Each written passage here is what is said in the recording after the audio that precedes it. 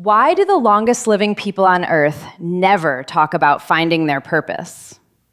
It's not because they searched harder than you have. It's because for them, it was never something you find.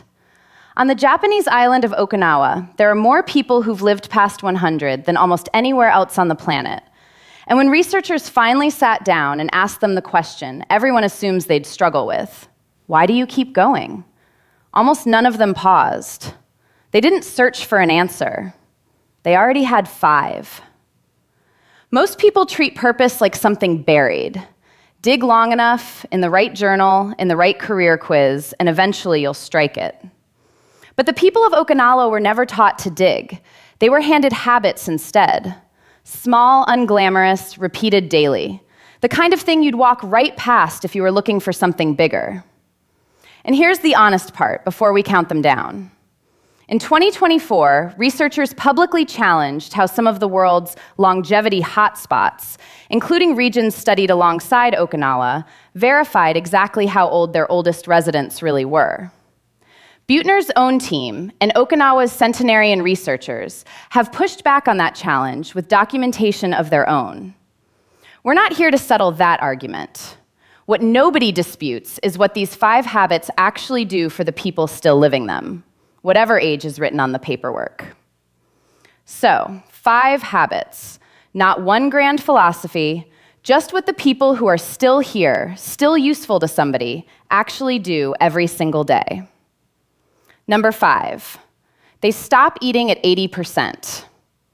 Before most meals, older Okinawans say a small phrase to themselves, Hara, Hachi, bu, a Confucian-rooted reminder that traces back centuries, long before anyone knew the word calorie. It simply means eat until you are 80% full, then put the chopsticks down. It sounds like a diet rule. It isn't really. It's a daily practice of noticing your own body before your habits finish the job for you. And researchers who studied Okinawan eating patterns commonly point to it as one reason average daily intake there runs noticeably lower than in most Western diets. Small, repeated, not about willpower, about attention. Number 4, they get up and down off the floor, all day, every day. Traditional Okinawan homes are still built low, tatami mats instead of chairs, floor seating instead of sofas. It's simply how the house is arranged. But that ordinary architectural choice means an older body sits down and stands back up dozens of times a day without ever calling it exercise. Nobody scheduled it, nobody set a timer. The floor itself just kept asking something small of their legs and their balance every single day for 80 or 90 years. Purpose, it turns out, can hide inside a piece of furniture you don't own. Number 3, almost every one of them still grows something. Not for a hobby magazine, not for the harvest, a small plot of sweet potato, bitter melon, herbs, tended most mornings, rain or shine, well into their 90s and hundreds. Researchers following these communities keep noticing the same pattern. It's rarely about the vegetables. It's that a garden needs you tomorrow. It doesn't finish. It doesn't retire you. Something every single morning is still quietly waiting on their attention. That's a harder thing to manufacture later in life than most people expect. A reason to get up that has nothing to do with anyone asking you to. Number 2, they were never allowed to face old age alone. In Okinawa, small groups of children, commonly 4 or 5, are placed together early in life and quietly expected to stay close for the rest of it. These circles are called Moai. Not a club, not a scheduled catch-up, a second family, meeting regularly for company, for small favors, sometimes for money when someone falls short. Some of these groups have held together for over 90 years. Which means for the people in them, there is almost never a version of old age where no one is checking in. No stretch of days where nobody would notice if they simply stopped showing up.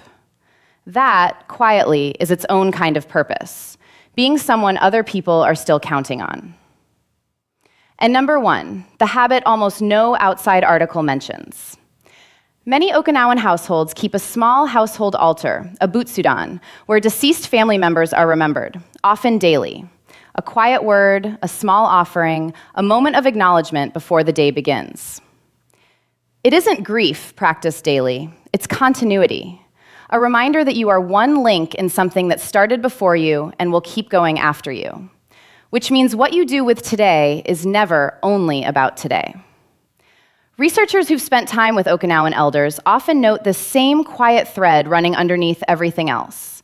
They rarely describe their reason for living as something private, locked inside themselves. It's always attached to somebody. A grandchild, a garden someone will inherit, a memory someone still tends to, a circle that would miss them.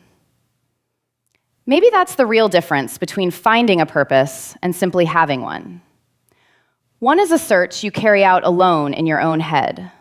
The other was never yours alone to begin with. None of these 5 things looks like finding your purpose. A meal stopped a little early, getting up off a mat, a row of vegetables, a phone call from an old friend, a quiet minute at a small shelf in the corner of a room. But stack them day after day for 90 years, and you get some of the longest, most contentedly lived lives ever recorded.